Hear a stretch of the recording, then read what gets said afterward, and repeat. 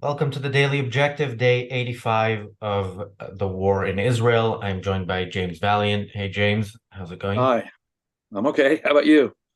I'm okay. Yeah, we are today talking about something somewhat related to what we talked about a couple of days ago. We talked about UNRWA. UNRWA will come up today as well. We are talking about the the Palestinian refugees and the lie of Palestinian refugees and the way that fits in to the propaganda or the political effort to ultimately annihilate Israel. I don't think I don't think it's hyperbolic to say that.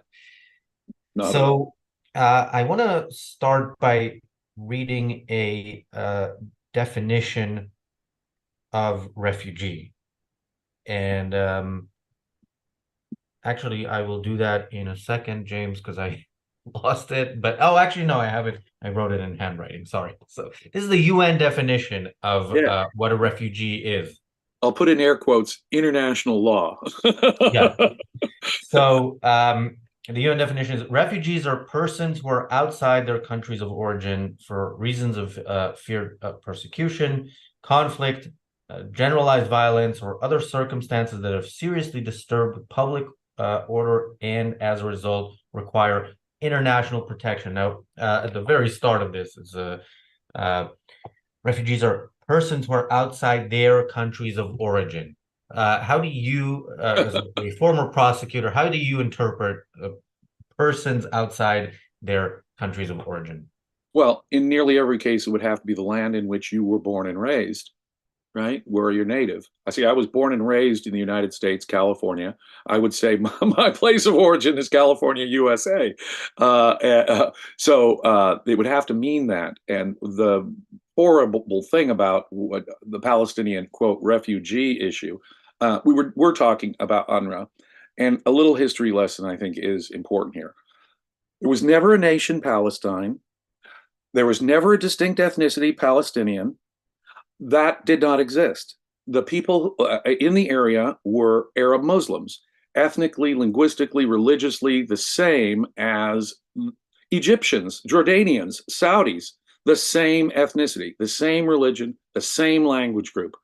The Ottoman Turkish Empire, as we've gone over many times, oppressed the Arab world until they were destroyed in World War I. Arab states got their indigenous homelands, even if it meant drawing artificial lines like the border between Jordan and Saudi Arabia. Jewish people who had been moving there in great numbers, who'd been privately buying land there for a long time. Um, these people were not given their own state when the Ottoman Empire, it was the British mandate, and until World War II. And now what happens in World War II? 6 million Jews are slaughtered in Europe. Slaughtered in Europe. There are, in the 1930s, 1940s, boatloads of Jewish, real refugees. You want to talk about a definition of what a refugee is? The refugees. Today, we have Jews who are oppressed in Muslim countries trying to migrate, and they've been doing that for decades. Those are real refugees. They are persecuted in the lands where they are. But note, Jewish people who are persecuted abroad in Muslim countries, or as they were in Europe within the last century in the millions, they're not refugees. Palestinians, however, now get the definition. After World War II, 1948, Israel, the state of Israel comes into official existence. 1949, this UNRWA group, this United Nations organization is just for Palestinian refugees. There's another organization that handles refugees in the United Nations, but no, Palestinians get their own, get their own. There are different estimates, between 600 and 800,000 people who fled voluntarily or they say were displaced when Israel came into existence in the late 1940s. Today, the survivors, those people who can claim that same status, are down to about 20 to 30,000 people. That's it. That's it. But why do we then have millions being claimed to be Palestinian, quote, Well, refugees? so let me read the definition here when it comes to Palestinians and help explain. And by the way, the people who fled thing is also important because when we talk about the definition I already read, Yeah. refugees are persons who are outside their countries, blah blah blah, of because of conflict and so on. It doesn't say anything about, if it's a conflict that you fought in, you were on the side that started, Uh, and you started it in order to annihilate a country that would have happily lived in peace with you. That's a different thing, but that doesn't matter to the issue here. So here is the well, let's hold that. Let's bracket that off because I think there is an important point to be made there. But first, let's talk about how the definition of Palestinian refugees bizarrely expanded to yeah, include millions and millions. It's between 6 and 8 million. We give estimates like between at least certainly between 5 and 7 million are the estimates they give. But yeah, that counts everyone who never fled. yeah. People still living in Israel. People still living in the West Bank or Gaza. So Those are Palestinian supposed to be refugees refugees. so Palestinian refugees are I'm reading here. This is a quote. Palestinian refugees are citizens of mandatory Palestine and their descendants who fled or were expelled from their country over the course of the 1947 to 1949 Palestine War, and so on, and the Six-Day War. Most Palestinian refugees live in or near 68 Palestinian refugee camps across Jordan, Lebanon, Syria, the West Bank, and the Gaza Strip.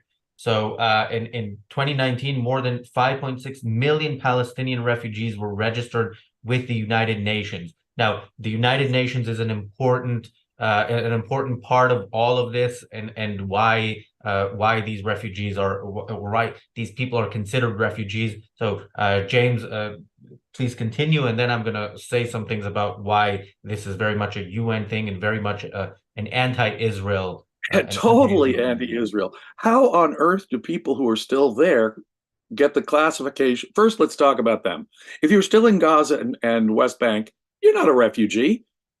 You didn't flee. You're not gone. But they're counting people in Gaza and the West Bank as refugees. Now, that is utterly a violation of the definition, the UN's own definition that you just gave. They weren't displaced. They're still there. Secondly, the grandchildren, the great grandchildren of Palestinians who left the area and are now living in Muslim Arab countries, are they persecuted? Do they have rights violations? Are they like the Jewish minorities in Muslim countries who are ghettoized and persecuted? Real refugee status? No, they're not. And besides, they are the children and grandchildren who've been born and raised, maybe their parents, their grandparents have been born and raised in this other country where they face no persecution. That does not come within the meaning of refugee that the United Nations has laid out. It is simply bizarre. And so the same people, mind you, who refuse to recognize the right of Jews to migrate to Israel, who are actually been persecuted over the last century in both Europe and in Muslim countries, those are not refugees. They have no right to migrate to Israel. That's evil Zionism, imperial colonialism, don't you know? But the grandchildren of people who are living in perfectly safe places, who were born and raised there all their lives, those are refugees. No, this is an entire conceptual corruption of what was their concept, whatever that concept of refugee was. It does not apply as they apply it to the millions of people who it allegedly applies to. In fact, it's a racist application specialized to the Arab Muslims who have some connection to this area, but not to Jews across the world who are actually been minority persecuted in both Muslim and Christian countries over the last century. So if we try to get into why this is now, if you're a refugee, a genuine refugee, you fled your home for whatever bad things were happening there, and presumably you have the desire to someday return. And this, of course, is part of the argument. Whenever we hear that Hamas is willing to have peace with Israel, or the Arab League had this Saudi peace plan a couple of decades ago, it always includes the right of return of refugees to what is now Israel, according to the international community or whatever. First of all, what would that return mean? What would it mean if we now said, okay, here's a peace deal. There's a state of Palestine. It is in Judea and Samaria on the West Bank. It is in the Gaza Strip. And then there's the state of Israel. The Palestinian refugees have a right, the 5 point, however many it was, have a right to return to Israel. 5.6 million are registered with the United Nations UNRA organization. But that would mean obviously, see, One thing that people don't realize is Israel is the only civilized, legitimate government in the area. They're the only place that recognizes or tries to enforce individual rights at all. If you're a religious minority in any of the Arab countries around there, you're ghettoized, you're persecuted, and is there free? In Iran, within the last year, men have been executed for the crime of blasphemy. Women have disappeared in Iranian prisons for not wearing the hijab right. So, as we've discussed, states' legitimacy is a question of what does it recognize and attempt to enforce individual rights. On that score, Israel is the only legitimate country in the area. They have free speech, and guess what? They have a representative democracy. There is no representative democracy in most of the surrounding Arab Muslim countries at all. Now, what that would mean if Arabs were Palestinian Muslims were allowed, Palestinian, I'll put that in air quotes too, Arab Muslims were allowed to flood into Israel, that because they're the only democracy in the region, that would mean the utter destruction of Israel in its civilized state. So it is a totally anti-Semitic, destroy Israel view to allow these millions to return. I mean, what is the population of Israel? About 8 million? So if you were to allow almost 6 million Muslims I think it's a bit more, but of course, there's around 20% of the population are Arabs who that, of course, has to be taken into account. But the point is that if we were to allow some 5 to 6 million Muslims who are hostile to Israel, mind you, to move to Israel, that would mean the destruction of Israel and no safe place for Jews again in the region, period. It would mean the annihilation of Israel, and they would quickly move to do October 7th until all the Jewish babies were burned, slaughtered, and beheaded. And see, that's their real goal, is the destruction of Israel. They know what that means. But look, if I'm the grandson of someone who lived in that area, and I'm living in I was born and raised in some other country, and I'm perfectly safe where I am, and that's what this 5.6 million people, they're either still there in the area, they're not refugees at all, or they're perfectly safe in a country where they have been born and raised. Now, that is not a refugee. That is not someone who needs special treatment. On the other hand, there are still Jewish people who are under dramatic persecution, especially in Muslim countries, and they don't have a right to come to Israel. See, in general, I am in favor of the right of people to move about. I believe that peaceful people, law-abiding people, have a right to move about and immigrate where they like. However, I do recognize a restriction when it comes to people who mean you violent harm. A country does have a right to restrict immigration when it means terrorists, people wanting to wage war against your country, criminals who want to kill people in your country. And we've been looking at some of the numbers. Quote, these Palestinian people on the West Bank and Gaza, and their justification for Israel and desire for Israel. None of those people have the freedom of immigration to Israel, in my view. They mean Israel's destruction. They have no right to immigrate to Israel or the surrounding area if they mean Israel's destruction. That is the time when countries, in my view, can legitimately restrict immigration. Peaceful Jews who want to move to Israel have a right to immigrate because guess what? They're peaceful, law-abiding people who want to migrate to Israel where Jewish people are relatively safe. Now, that's a right to freely immigrate. If you are an Arab Muslim who wants to flood into Israel simply for the purpose of destroying them. Remember that report we had? John Wass really hit me in the solar plexus when he had that quote, "Why do you have so many children?" They asked the Palestinian mother, "So that they can be martyrs." I mean, when you have that kind of mentality, to allow Arab Muslims to immigrate back into Israel would mean the destruction of Israel. Yeah. Now, a couple of days ago, we talked about UNRWA. If you missed that episode, it's titled "UNRWA is Hamas." Yeah, we don't mince words around here. So, and this is very much a continuation of that because UNRWA. So the official full name of UNRWA is the United Nations Relief and Works Agency for Palestine Refugees in the Near East. So they are very much an organization that is, dedicated to supposedly helping the refugees. This is their mission. This is why they get funding, and they get a lot of funding, and their funding comes from us. It comes from you, the viewers, especially if you're in the United States or in Europe. You are paying for UNRWA, so you should know what it is they're doing. So I was looking today at this report that UN Watch, by the way, anybody who doesn't know UN Watch, you should pay attention to them, about teachers who UNRWA teachers in schools, because there are UNRWA schools. We keep hearing about Israel Oh, bombing yeah. schools.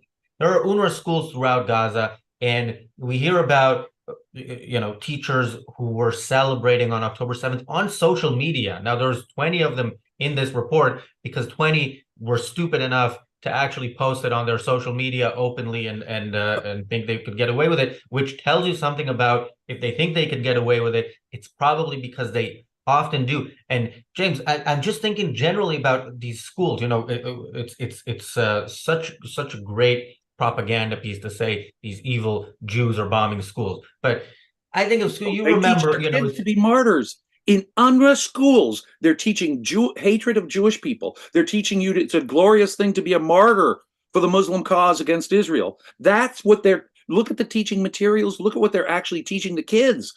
The substance of the education that these UNRWA schools have been providing is total racist, genocidal hatred against Jewish people, encouraging them to be martyrs for the cause. That is the educational material that these UNRWA schools have been caught teaching children in Gaza and the West Bank. Yes, yes. And more than that, we know that UNRWA employees have been officially affiliated with Hamas. People who are with Hamas have worked for UNRWA, people. UNRWA is Hamas. We're not exaggerating. They teach that they officially, with U.S. taxpayer money, with European taxpayer money, UN money, in the tune of hundreds of millions a year, is being shipped over there so that Hamas can be employed by the United Nations. Members of Hamas can be employed by this group. And two, they can teach young Arabs in the area, I'm not even going to use the word Palestinian anymore, to hate and destroy Israel. That is what they do. So before we continue, thank you, Stephen, for the super chat. Thank you, Wes, for the super chat. Thank you, Daniel, as well, for the super chat. Daniel asks, so this UNRWA definition is an example of nominalism. That's the question. Yes. Nominalism is the epistemological theory that says words are just convenient namings of things. The concepts are not really objective. They're mere human conveniences, and their meaning can slip and slide anywhere we like, depending on that convenience, arbitrary convenience. And yeah, that's it. The UN has its own definition, violates its own definition, but guess what? They're still the same. We're supposed to still believe it's the same concept. And so much of the Palestinian cause, so to speak, depends on this, and we will be at some point, I think later this in the coming week, we will be doing a deep dive into the Palestinian propaganda machine. But just generally speaking, there's this whole way that it operates, which is, a commentator will say something and he'll say, okay, yeah, but I'm just a commentator. Don't take my word for it. Take the word of a UN expert. It's so much more impressive to say an expert from the United Nations than to say somebody who has dedicated his life to the cause of being a mouthpiece for terrorists and trying, furthering the cause of trying to finish the job that Hitler started, which is that is the Palestinian cause. Let's make no mistake about it. That is the goal there. The goal is not a peaceful state in Gaza and in the West Bank that lives in peace side by side with Israel. That has been tried. Israel has gone, I think, way too far in giving the PLO whatever they ask for in order to try to make that happen. That is not the thing. That is not something that any of the factions among the Palestinians want. As we know, it is not what the Palestinian people want. And yeah, it is not. And the UN knows that as well as we do, if not better.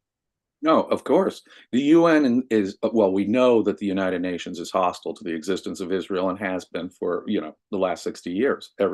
Certainly since the Six-Day War, they've been nothing but the hostile to the very existence of Israel.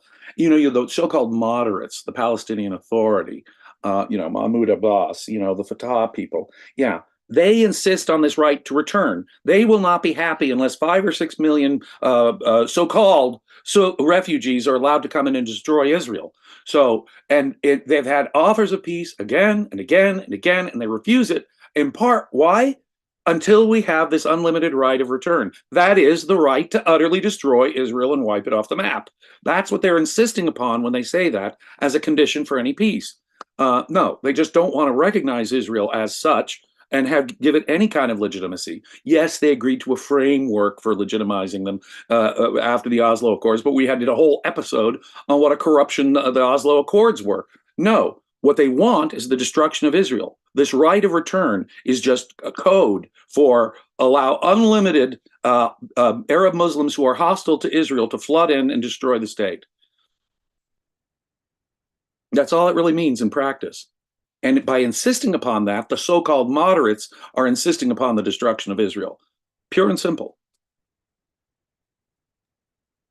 Yeah, and again, it's important to remember how much of this of what goes on in Gaza is everything is Hamas controlled, or was Hamas controlled until now, and everything the UN does, it does everything UNRWA does, it does with the approval of Hamas and in cooperation with Hamas. So when you hear about so many schools or so many hospitals were there and now they're no longer operational, these are the places. Again, this plays in perfectly into the Palestinian propaganda machine, which is the Jews are evil, they're bombing schools and hospitals. And because the Palestinians don't care about their own lives, the lives of their own children, they make sure that these are the places where Israel would target if it wanted to target terrorists. That's where they hide. That's where they hide their weapons. That They care. hospital. They care. They want their own children dead.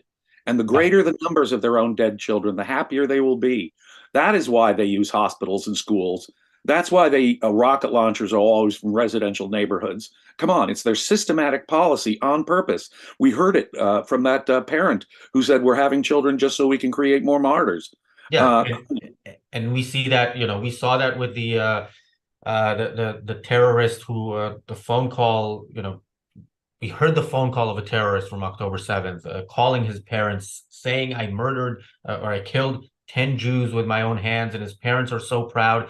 That is Palestinian society. I mean, the Al Ali hospital incident was the top story everywhere when it was when you could still report it as Hamas told it, which is Israel bombed a hospital, 500 people died. As soon as it came out, it became clear that this was not Israel. This was a failed rocket where Palestinian Islamic Jihad tried to kill Jews and ended up killing Palestinians.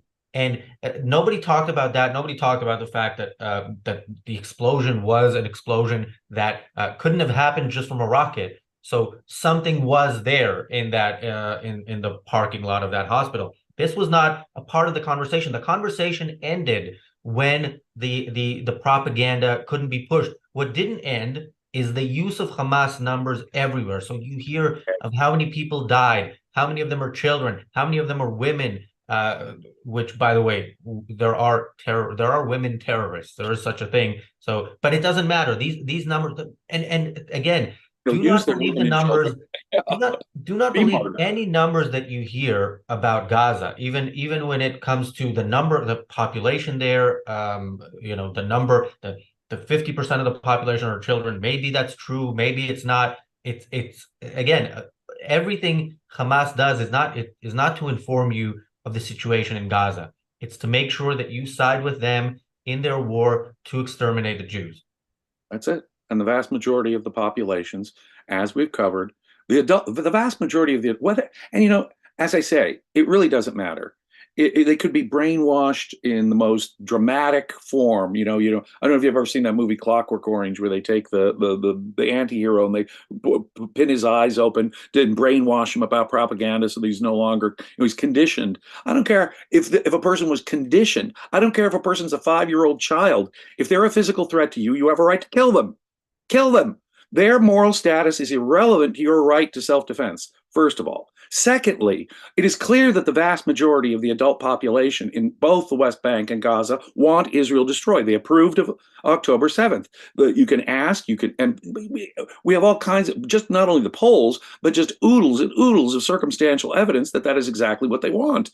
Look at the nature of By October the way, 7th. I just want to reiterate because we talked about these polls, and I've said this before, but it bears repeating.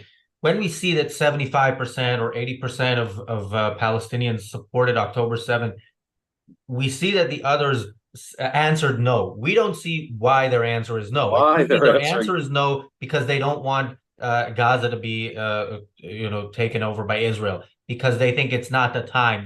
The question wasn't, do you support things like October? Do you support the mass murder of Jews? Do you support raping women, beheading babies? And of course, if they were educated in UNRWA schools, people have free will. I'm sure people educated in UNRWA schools thought for themselves as grown-ups and thought otherwise. But again, James, we've it's been a long time for both of us, but we both remember school. It's a place where you go, you learn reading, writing, arithmetic, and you learn how great it is to murder Jews. Or Mm. not, unless I you miss unless that. you are. It's funny. I consider myself a reasonably well-educated person, and I was never given any instruction on why the Jews need to be wiped out, and why Israel is evil, and why it's a good thing to die in the cause of destroying Israel. But that's what they're taught with UN money, folks, with U.S. and European money, folks. Absolutely. And you look at the nature of October 7th, they were celebrating. There is a difference, as we've noted, with the Nazis. The Nazis kind of hid what they were doing at Auschwitz. They hid what Mengele was doing to children. Hamas, when they kill and torture children, they will proudly they'll videotape it, put it on social media. Proudly, they'll celebrate it. They'll spit on mutilated dead bodies. They'll celebrate, laugh, and cheer when whole families get burnt to death. When people get raped to death, they will be happy, take the video, boast about it. Now, that tells you something very profound. We're talking about an entire population that believes that murderous, torturing genocide, if it's Jews, Israelis, good thing. By the way, Nazi comparisons are thrown around too much. This is not a place This where is not. it is These people absolutely want it the is annihilation of the absolutely the Jews, right place. just like Hitler did. And by the way, I will mention that tomorrow on the Daily Objective, James, you and I will be talking about the Palestinians. The title of that is The Palestinians and the Nazis, a Cultural Comparison. We will be talking about the similarities. We will be talking about the differences if we find any. We will find some. I don't know if they're fundamental. Thank you, Bonnie, for the super chat. James, any last thoughts right now? Although again, we will be talking, unfortunately, about UNRWA a lot in coming weeks and months. No, I just hope that this discussion has helped anyone who is confused on the issue of Palestinian refugees to know that that is simply code for the destruction of Israel. When you hear someone saying about the right of all Palestinians to return, that is code for I want Israel destroyed. Just there, you put a little equal sign. Right of return, Israel gets destroyed. That's what it really means. Let's do a little translation. That's the takeaway, I think, from this. Yeah, and I will say again, if you haven't seen our episode, UNRWA is Hamas from a couple of days ago, it is available on our channel, as is our show about the Oslo Accords, the show about are the what are they called, settlements, an obstacle to peace. That is a big thing we hear. We don't hear about terrorism as an obstacle to peace. We hear about the settlements. So we're not humble people here at Ayn Rand Center UK. This is, I strongly believe, the best source for daily commentary from a rational perspective about this war. We are, we're not neutral on it. We are clearly on the side of Israel, but we have our disagreements, certainly with the way Israel is fighting the war, with many supporters of Israel. And I think we are right. So, and we will continue to be right. Will not James, get this perspective anywhere else, people. You will not. This is a unique value that you're getting. And if you think it's a unique value, you got to become a subscriber. Come on. Yeah. It's a win. And You're getting value. I just want to add one more thing that I want to say. These pro-Palestinian protesters that have been shutting down Christmas, that have been they're planned to shut down New Year's Eve in New York City. These people, guess what they did the other day? They were protesting at the 9/11 site in Lower Manhattan. You want to know the kind of vicious, anti-human, life-hating motive behind most of these people? Just consider how disgusting. They are making anti-Israel, pro-Palestinian chants down where 9/11 happened, where more than 2,000 Americans were slaughtered on that one day. Innocent civilians. Now, that's what they want. That's what they like. That's what these people are all about. Bear that in mind. yeah, thank you, Daniel, for the last minute super chat. Yeah, we've spoken. We've also done shows. We've been talking about nothing but this since October 7th on a daily basis. We've done shows about the enemy within, America's enemy within, Britain's enemy within, Israel's enemy within. We will continue to talk about that as well. We are focusing on the Palestinians at the moment, but yeah, we should look here in the UK, in the US, we should look at the problem that we have. You know, this hashtag on X, the West is next, is not wrong. And unless we can stop it, and if you value this content, share it, and maybe we can stop it. Thanks, James. Thanks everybody for watching. We'll see you back here tomorrow. Be safe.